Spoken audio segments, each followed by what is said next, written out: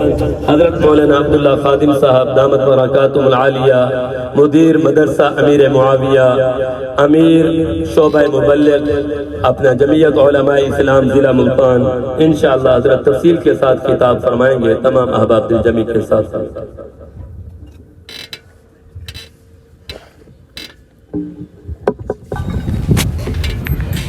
الحمدللہ وکفا وسلام علی عبادہ الذین اصطفیٰ.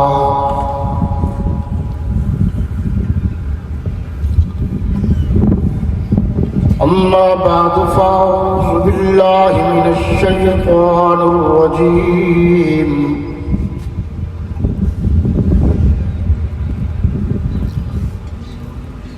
بسم اللہ الرحمن الرحیم.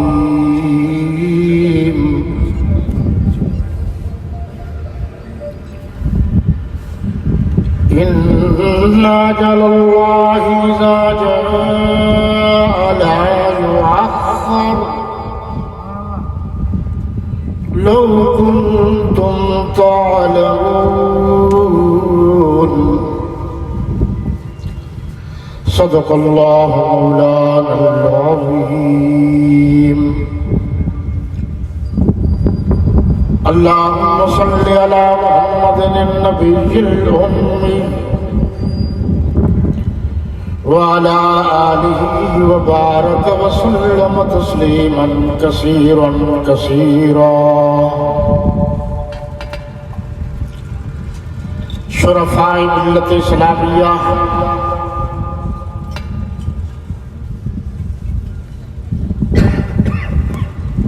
غیور و جسور و روشن ضمیر مسلمانوں، یہ پروگرام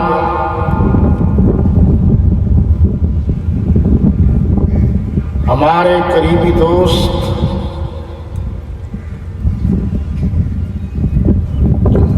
اور اسیر ناموس صحابہ و اہل بیت جناب ملک عبد المجید ڈوگر مرحوم مغفور کے صاحبزادے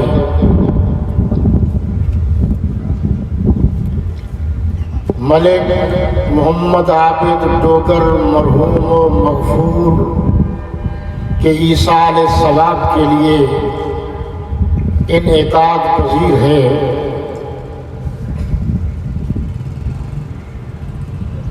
میں نے تھوڑی سی اور ضروری باتیں آپ تک پہنچانے کی کوشش کرنی ہے. اللہ نے موت کیوں بنائی ہے؟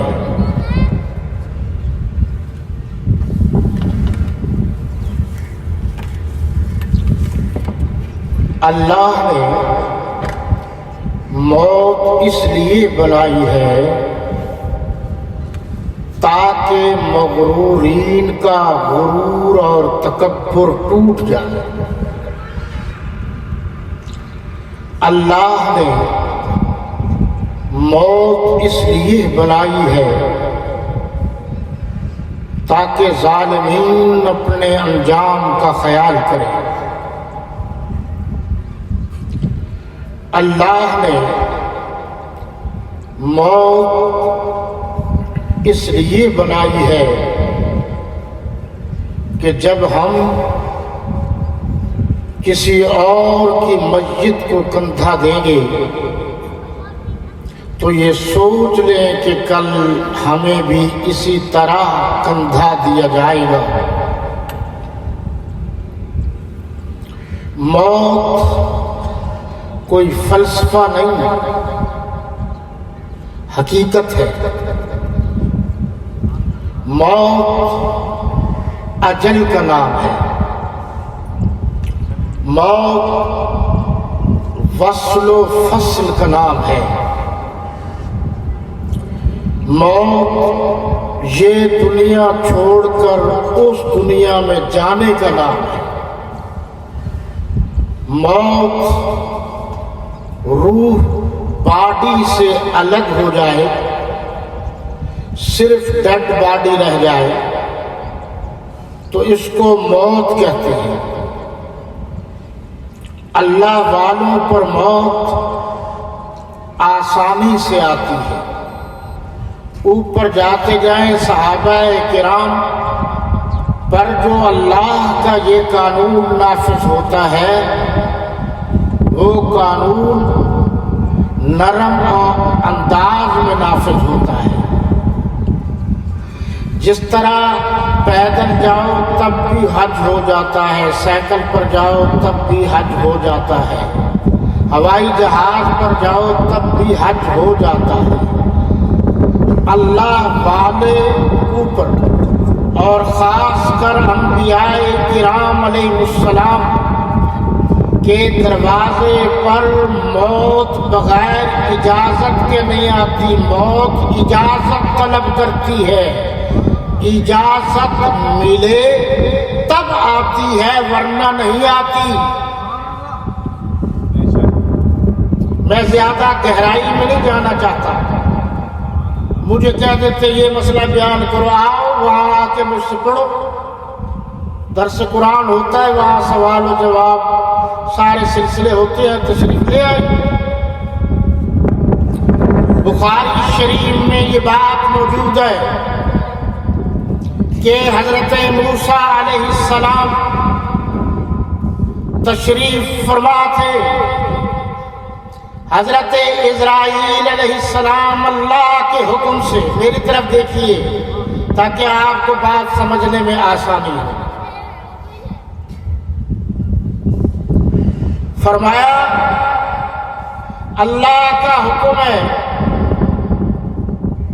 وہ پہنچا اسرائیل علیہ السلام اور اپنا کام شروع کر دیا۔ موسیٰ علیہ السلام جلالی پیغمبر تھے، جس طرح فاروق اعظم جلالی صحابی تھے۔ تو کہا، غصے میں آ گئے کہ نہ سلام نہ دعا نہ لینا نہ دینا، کھینچ کے تھپڑ مارا۔ انہوں نے تو لکھا ہے ایک تکلیف پہنچی،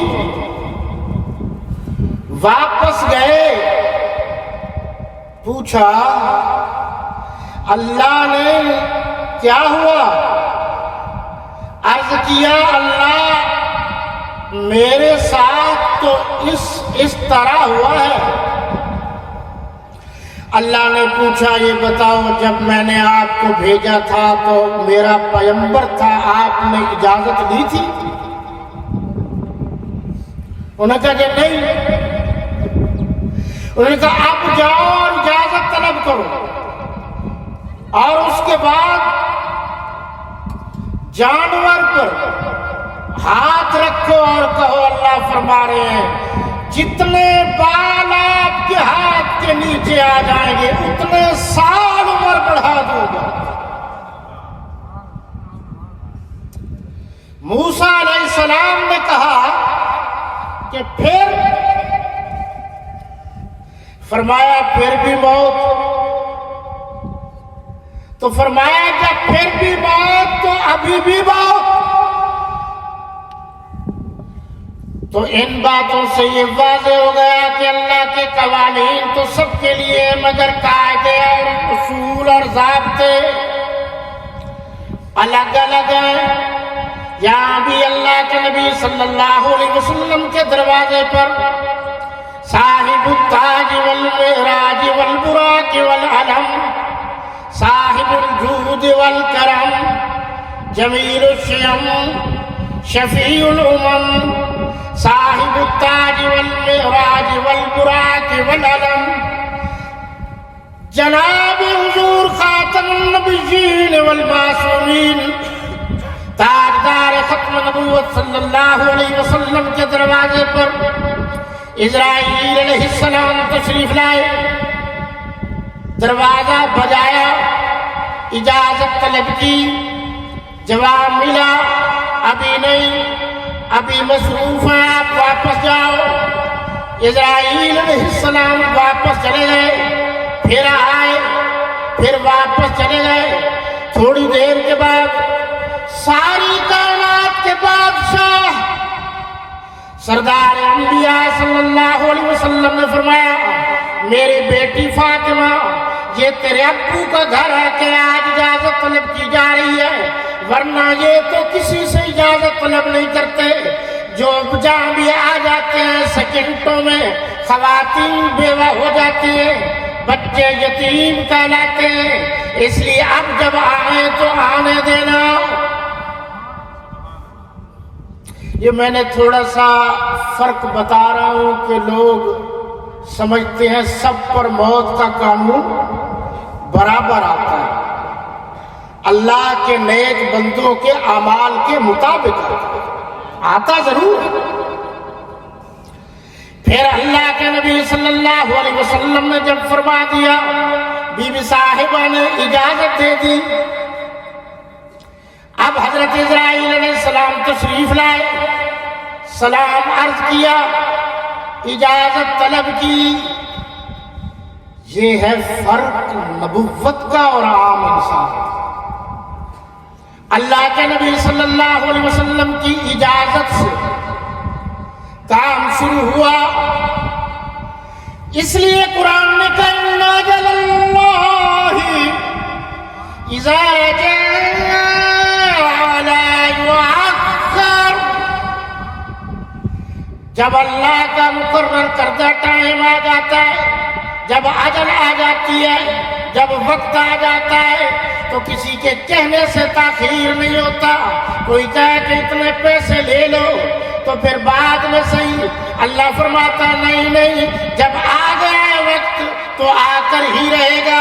اگر تم لوہے کے کوٹوں میں بند ہو تب بھی موت آ کر رہے گی، خلا میں ہو تب بھی موت آ کر رہے گی، فضا میں ہو تب بھی موت آ کر رہے گی، ستاروں پر ہو تب بھی موت آ کر رہے گی، زمین کے نیچے ہو تب بھی موت آ کر رہے گی، شجرات میں کہیں چھپے ہوئے ہو، حجرات میں کہیں چھپے ہوئے ہو، موت تو برحق ہے، ہر صورت آ کر رہے گی. یہ نہیں ہے کہ ہم پر موت آئے گی اور ملکوں پر نہیں آئے گی، چودھریوں پر نہیں آئے گی، مولویوں پر نہیں آئے گی، مولویوں کے پیروں پر نہیں آئے گی. موت تو آئے گی، ضرور آئے گی، ہر صورت میں آئے گی، ہر رنگ میں. سورہ رحمان میں بڑا عجیب نقشہ تھا. فرمایا یا معشر الجن والانس ان استطعتم ان تنفذوا من اقطار السماوات والارض فانفذوا.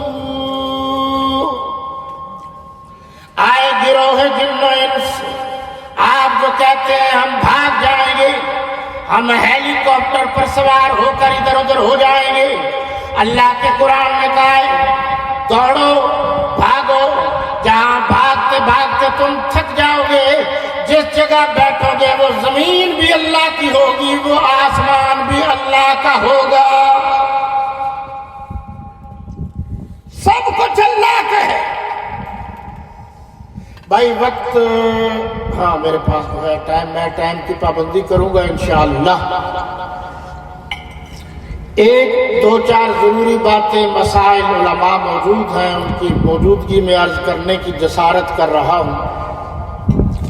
پہلا تو یہ ہے کہ جب آخری وقت آتا ہے، سکرات کا ٹائم آتا ہے، ہمارے ہاں یہ رواج عام ہو گیا ہے کہ اس کا بازو پکڑ لیتے ہیں یا شور شروع کر دیتے ہیں، ہلاتے ہیں اور کہتے ہیں بتا پیسے کہاں پڑے ہیں، زمینیں کہاں ہیں. مجھ سے بھی لوگ دعائیں کراتے ہیں، حضرت جی دعا کر دو. پہلے تو 2-4 ایکڑ پہ قبضہ کرا تھا، اب انشاءاللہ اللہ کے فضل سے تمہاری دعاؤں سے 5-6 ایکڑ پہ قبضہ کریں. مسلمانوں کہ کبھی کہو گے عبداللہ خادم کی تقریر سے ہم بخشے جائیں گے، بیٹا دینا پڑے گا، جو دینا ہے نا حقوق العباد، اچھی طرح غور سے سن لو، دینا پڑے گا۔ میں ہوں یا کوئی اور ہو، حقوق العباد کی معافی نہیں ہے تا وقت ہے کہ وہ متعلقہ بندہ معاف نہ کرے۔ ماں کو تھپڑ مارو، باپ کو تھپڑ مارو، بھائیوں کی زمینیں چھین لو اور پھر کہو عبداللہ خادم کی تقریر سے معافیاں مل جائیں گی۔ بھائیوں، شریعت کا مسئلہ یہ ہے کہ معافیاں نہیں بکتی، دینا پڑے گا۔ میں جو مرضی کر لوں، اگر باپ کا حق ادا نہیں کروں گا تو فائدہ نہیں۔ غلط فہمیاں دور کر لو۔ حکم یہ ہے کہ تنگ نہ کرو مرنے والے کو، پریشان نہ کرو، آپ ساتھ بیٹھ جاؤ، اونچی آواز سے جتنا آپ پڑھ سکتے ہیں کلمہ طیبہ، پہلا کلمہ اتنا پڑھیں، وہ سن لے گا، جتنی اس کی سکت ہوگی وہ کلمہ پڑھ لے گا۔ دوسری بات یہ بھی ذہن میں رکھیں، بہت سارے لوگ یہ کہہ دیتے ہیں جی زبان ہلتی ہم نے نہیں دیکھی، پتہ نہیں کلمہ نصیب ہوا یا نہیں ہوا۔ جناب، اگر اس نے دل میں بھی کلمہ پڑھ لیا تب بھی اس کا کلمہ ہو جائے گا۔ اب حکم ہے بلا ضرورت خواہ مخواہ جنازے میں تاخیر نہ کرے، اعلان کرے، اعلان کے بعد یہ سارا سلسلہ جنازے کی ادائیگی کا فوراً کریں۔ اور آپ سے درخواست ہے، جن کو جنازہ آتا ہے وہ شریک ہو، جن کو نہیں آتا مرنے والے کو دھوکہ مت دے۔ یاد کر لو، یہ ہمارے قاری صاحب تشریف فرما، ادھر پیر صاحب ہیں، آپ میرے پاس نہیں آتے تو ان کے پاس جا کر یہ چھوٹی موٹی چیزیں تو آپ یاد کریں گا، آپ کو بڑا فائدہ ہوگا۔ جنازہ پڑھے، جنازے کے بعد اگلی بات کر دوں، یہ ذرا دل پہ ہاتھ رکھ لو، زمینوں پر قبضہ کرنے کے لیے اپنے مردوں کو مت دفن کرو۔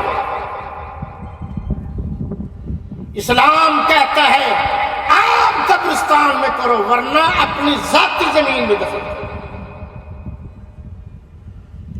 اور وہاں قبر کچی ہونی چاہیے۔ قبرستان کی چار دیواری بنانا ثواب ہے، مٹی کوئی گرائے کہ لپائی کے کام آئے یہ ثواب ہے، کوئی نلکا لگوائے کہ پانی کام آئے گا یہ ثواب ہے۔ ہر وہ کام کرو جو اچھا ہے۔ قبرستان میں ناچنا حرام ہے، گانا حرام ہے، رقص حرام ہے، میٹھی روٹیوں کے بہانے بنا کر غلط کام کرنا اس کی اجازت نہیں ہے۔ نیکی کا کام کرو جس سے اللہ اور اس کا رسول خوش ہو جائے۔ میرے بھائی، آپ ان باتوں پر غور کریں۔ آپ جلدی سے ناراض ہو جاتے ہیں، غور نہیں کرتے، آپ غور کریں، سوچیں، فکر کریں، ہم نے بھی تو مرنا ہے، ہم نے نہیں مرنا۔ یا یہاں یہ ہے کہ کسی اور کا جنازہ یعنی میرا اٹھے گا، بڑوں کا نہیں اٹھے گا، سب کا اٹھے گا۔ اس لیے فرمایا وَاتَّقُوا يَوْمًا لَا تَجْزِي نَفْسٌ عَن نَفْسٍ شَيْئًا وَلَا يُقْبَلُ مِنْهَا عَدْلٌ وَلَا تَنفَعُهَا شَفَاعَةٌ وَلَا هُمْ يُنصَرُونَ۔ یہاں تین چیزوں کا بتایا گیا، ہر مسلمان اس بات کی فکر کرے۔ اب تو حال یہ ہے کہ قبر میں تدفین بھی جاری ہوتی ہے اور مسلمان پھر بھی باز نہیں آتے، گپے بھی مار رہے ہوتے ہیں اور موبائل پر جھوٹ بھی بول رہے ہوتے ہیں۔ یہ اصلاح کون کرے گا؟ ہم نے تو کرنی ہے بس۔ چلو ٹھیک ہے، پڑھاتے ہیں۔ چلو جی ماشاءاللہ جی، ایک دفعہ سورہ فاتحہ پڑھ لیجیے میرے بھائی، اور 3 دفعہ سورہ اخلاص پڑھ لیجیے، ذرا تھوڑا تھوڑا اونچی آواز سے۔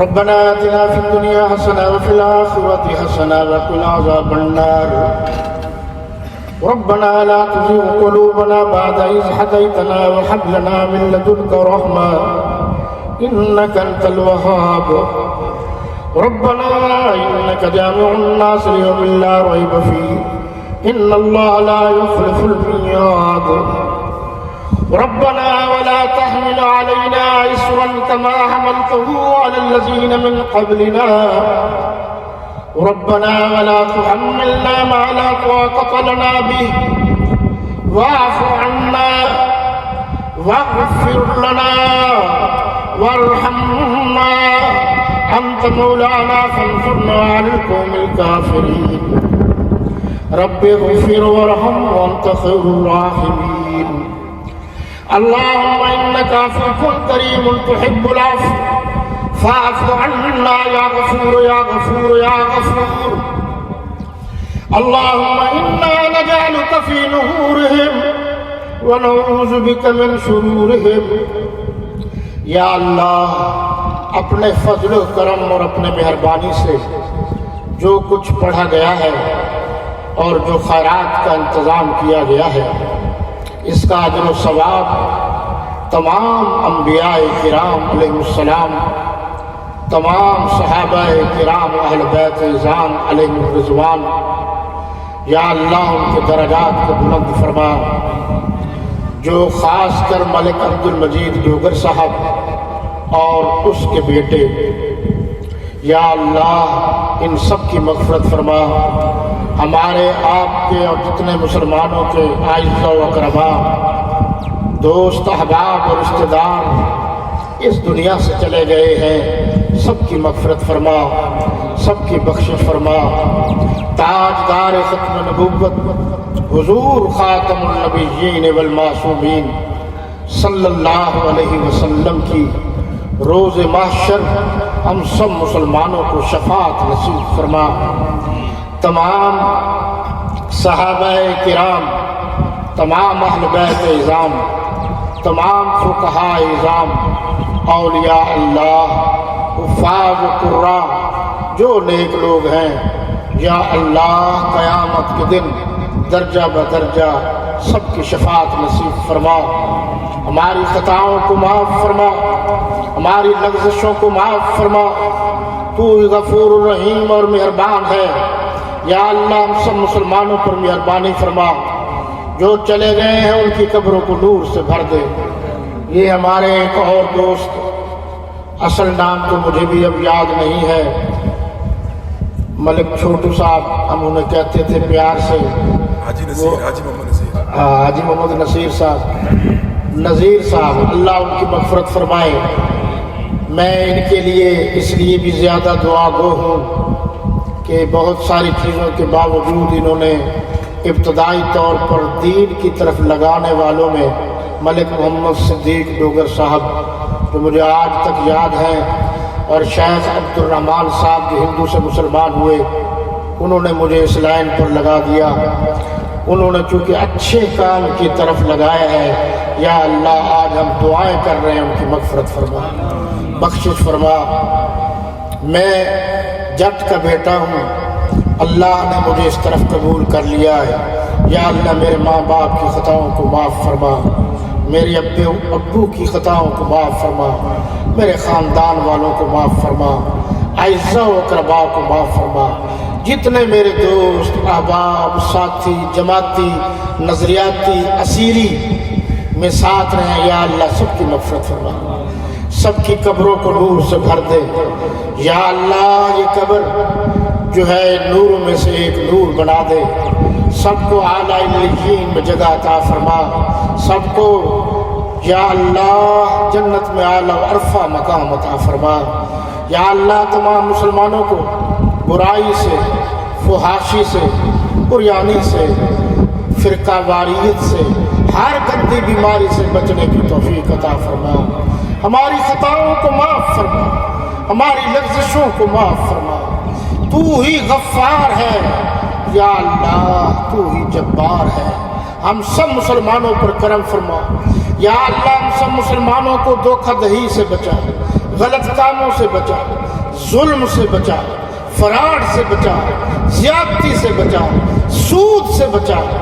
یا اللہ ہم سے وہ کام کرا جس سے آپ بھی خوش ہوں، آپ کے محبوب بھی خوش ہوں۔ یا اللہ ہم سے وہ کام کبھی نہ کرا جس سے آپ بھی ناراض ہوں، آپ کے لاڈلے محبوب بھی ناراض ہوں۔ وصلی اللہ تعالی علی خیر خلقہ محمد وعلی آلہ واصحابہ وازواجہ وبناتہ اجمعین برحمتک یا ارحم الراحمین۔